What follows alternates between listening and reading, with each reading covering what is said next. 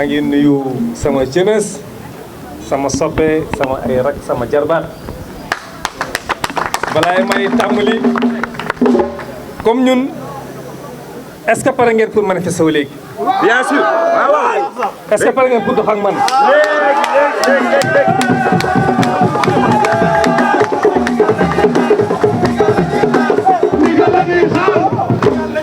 jërëjëf mais dafa am lu xew bien que bu ñu bokkul ak ñun dañ leen war a ñaanal yàlla yàlla yërëm leen mooy fukk ak juróom-ñaar yi xam ne décédé si ay caaxaan mooy manifestation bi amoon keroog tey yaakaar naa ne il faut être un responsable bu manifestation amee c'est ay militants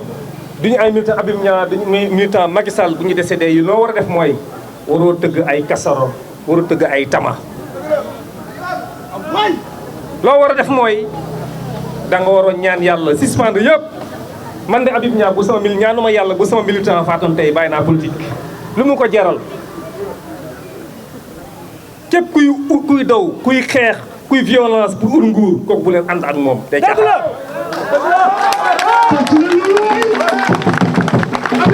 tey dama décidé sama jigéen ñi sax xam naa meroon nañu ma dama toog ma ne leen bu xeex amee yéen soxla nga toog leen kër gi di ñu ñaanal rek parce que j'ai besoin d'une jeunesse c'est la jeunesse qui est là ñu fi ñëw ñëpp amul kenn ku xam ne tey jox nañ la weccit ni na la am nga ñëw bu amee wax leen ma waxuñu kenn dërëm Habib Niang moo woote ngeen ñëw wuy si ko li may def ñëpp xam nañu ragaluma si damay dem ba jeex lii am nag dafa jot ni wax si mooy lan il faut que vous la jeunesse l'avenir c'est vous war ngeen ubbi seen nopp yi bu leen nangoo ni leen di jël comme def la ay canaux li leen dóor bal ngeen deere taxaw fee leader politique bu marché amee da war a jël sa njaboot ànd ak ñoom yaa war a jiitu bu dee di am kenn si njaboot dee doo bàyyi ay doomu aadama dee un leader politique qui prône la violence kooku c'est pas un leader responsable ce qu'on attend de leader politique c'est quoi c'est un programme bien ficelé pour la jeunesse mais c'est fii coow moo fi nekk rek kan moo ñu présenter un programme adéquat amul kenn les gens c'est-à-dire que ñun on a un défaut xam nga Sénégal buzz lay bëgg nañu moytu loolu un leader nga taxaw di yor ay casserole di tëgg mais ça c'est irresponsable un leader na war a def mooy leen jaamuñ et puis lu gën a metti mooy ils prennent vraiment un jour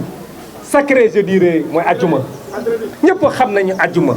ay cant la ñëpp xam ne ajjuma c'est le moment c'est un jour sacré pour les musulmans c'est un jour ñu feebar ajjuma ñëpp dañuy jóg bàyyil seen liggéey yëpp dem julli ci juma nga ne bu kenn julli ci pour lan parce que damay manifester wu ça c'est irresponsable moo tax bu la jeunesse Habib Niang lenn laa leen di ñaan mooy ngeen ubbi seen noppi bu leen nangoo ñit di lañ yóbbu si ay détails ay caaxaan ay faax yi ñu xam ne dëgg on est des responsables ñii di coow yëpp xamante ne ñu ñooy toogandoo di naanandoo ataay ñooy waxtaan chaque jour ñoo ñi fréquenté xam nañ leen bu baax a baax leen na laan di ñaan yéen ñëpp ngi nii le président est en train de faire des actes xam nga coow bi am na mais tey mu ngi Tivaouane lan lay Tivaouane mu ngi posé première pierre inauguré mu ngi dumal mu ngi avancé il avance il fonce y a un problème il est en train de proposer mu ngi def benn liggéey bu xam ne xëy jeunesse bi c'est vrai que ñu génnoon yëpp ay lan ay jox ñaxtu rek la et puis mbokk yi am nañu bàyyi fet suñu yaay suñu pap yi am na lu ñu tal mooy lan mooy tabaski bi di ñëw ñëpp xam nañu ñëpp borom kër bu nekk lan moo liy mooy xar xam nga démb maa ngi déglu dañ ma yónnee benn TikTok benn naissance sama yaay la dafa toog benn waaye dafa dem seet docteur ne ko docteur da bëgg nga xoolal ma sama yaram dama feebar mu ne ko lu xew ba jàmm la mu xooloo ko def analyse yow dara jotu la mu ne déet docteur man ñetti soxna laa yor tabaski baa ñu amul ma ne jox xar mu ne téye ma fii ma tëdd fii baa ma tëdd fii def ma ay perfusion ba tabaski passé est-ce que xam nga am na leader yu xam ne dugg kaso moo leen gënal parce que bu amuñu ay xar amuñu lu ñu jox seen militants yi li ñuy ñaan mooy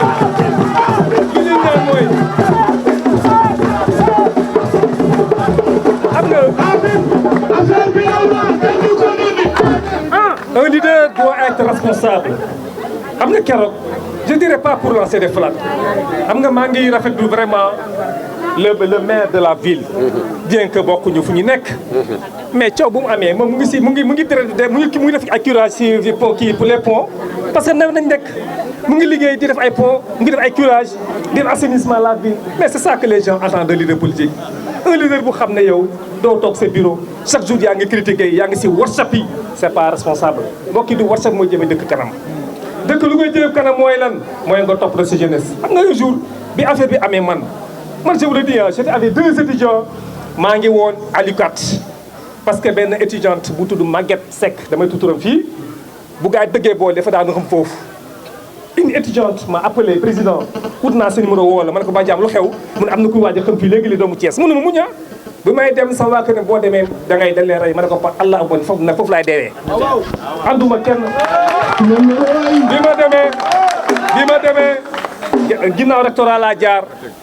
ma dugg pavillon de xool étudiante bi mu ne dafa am répétition je sais pas mu ne ma bu ñu tëgg nii daf koy ak neeram yi day yëngatu noonu laa ko jëlee mu yóbbu ko dans benn clinique moo xëy la lendemain ma jox ko paas na ko dama ñibbi Thiès daanaka xam ne xaw ma comment il a eu mon numéro bu dee que ñun amuñu luy ragal occasion aussi tamit boo xoolee ñi doon tëgg ay kaso c'est la jeune ay booy ndoo xam amuñu benn carte amuñu mënuñu voter parfois nag booy simba nañ ko téye on est des gens responsables sénégalais fu mu toll nii am na lu ko yitteel ñëpp xam nañu on est à la veille de la fête de la tabaski borom kër boo gis lan lay xaar mooy xaru tabaski borom kër boo gis li muy xaar mooy njabootam yu sol yëre tabaski ut ay daal tabaski et puis nañu bàyyi suñu doom yi def examen examen dañ nekk c'est pas le moment de manifester wu c'est pas le moment de faire des bruits nañu bàyyi xale yi jàng l'avenir c'est la jeunesse buñ def nañu wax dëgg nañu wax dëgg parce que le problème qui se pose mooy da leen di yóbbaale rek gisuma benn leader bu xam ne tey maa ngi dégg léegi benn leader mu ngi koy wax mu ngi si kaso bi nee na man bi ñu ma jàppee ba léegi gisuma yeneen leader ñëw di ma seet si voilà c'est pas responsable yow yaa ngi ànd nit am na jafe-jafe yow fexe noo ko génnee gis nga violence on est dans un pays de droit un pays responsable Macky Sall dafa baax rek de dafa baax bu doon Senghor bu doon Abdou Diouf bu doon Abdoulaye Wade kon saa waaye kenn du xam nu mu demee Idriss Seck mu ngi nii suñuy jët suñu doyen ñaata nañu ko tëj kaso ak ñeneen tey yàlla na yàlla gi génn àdduna tey ngir seen conviction la ñuy demee tey dafa am yenn yoo xam ne dafa responsable en tout cas vous la jeunesse je vous sensibilise à être plus de responsable ngeen xam fi ngeen teg seen tànk bu leen nangoo ku leen yóbbaale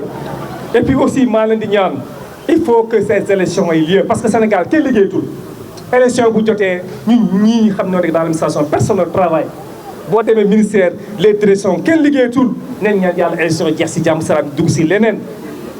lu mu am solo il faut que les gens travaillent les gens ne travaillent plus il y a des gens yoo xam ne passent tout le temps à critiquer nekk si presse yi wax rek pour lan rek yëpp nag pour gis sooga bi Macky Sall rek moo tax am na nga xam ne bu ñu bëggee dara dañ lay chantage saa waaye doxul réew ku ñu wax chantage xam nañ ko en tout cas vraiment je tiens vraiment pour vous alerter d'abord ce qui se passe est irresponsable na ngeen méfier wu ces soi-disant politiciens opposants qui sont là encore vraiment de tànni ni ngi yàq suñu réew ni ngi yàq la jeunesse ñu donne pas un bon exemple mooy lan saa waaye noo war a def mooy lan tu dois proposer un programme pour ta jeunesse tu dois aider ta jeunesse mais pas par la violence tey ku fi am jafe-jafe keneen ngay woo man rencontre naa même et puis je vous dis une chose à partir de semaine prochaine am na fii un grand mouvement de l'opposition décidé na woo nañ ma de décidé nañu ànd ak man pour ñu liggéey ngir Sénégal jëm kanam ñoom ils sont prêts pour faire seen point de presse yaakaar naa ne li ñuy wax et puis comme dañ nekk ci pré-campagne kenn amul droit faire de la publicité politique ñun li ñuy wax affaire askan bi la parce que acte de citoyenneté la ñu wax ñoom saa seen bopp bëggoon nañu def un grand meeting de ralliement man maa leen ne pré-campagne bu ñu tooñ nit aussi waroo tooñ bu ñu nekkee pré-campagne kenn amul droit di def ay propagande politique kenn dañu war a bàyyi ba campagne ubbi mooy le 10 si on pas le 10 bu boobaa nag ku mun sa morom duma ku mun a dem nga dem. vraiment je tiens à vous remercier bu baax. Président. et puis bu yàlla defee jàmm bu li jeexee dinañu def suñu assemblée générale bu ma paree déclaration bi vous la jeunesse faites votre assemblée générale élevez votre bureau vous proposez le bureau incha allah rabi pour ñu avancer. beneen bi aussi mooy maa ngi nii jot naa benn doléance benn quartier bu xam ne ils sont plus de pratiquement 1200 habitations ñoo fa dëkk depuis des années ils habitent là-bas am nañu ndox am nañu courant mais c'est compliqué ils n'arrivent pas à avoir vraiment à avoir le bail le demande de régulation par voie de bail. Comme gis nañu man en tant qu'acteur politique à Thiès ils m'ont donné la liste des attributaires. Inch'Allah Rabbi, ce dossier-là, je vous le promets que je vais porter ce dossier à mes je le ferai, Inch'Allah Rabbi, ça, je le ferai comme nous le dans les différentes zones. Parce que nous aussi, en dehors de la politique, nous sommes ici en partenariat au président Macky Sall. On est des acteurs de développement, on dit on est tamit, nous communiquons des médiateurs, des gens de la paix. Donc, Lola Amoulou wax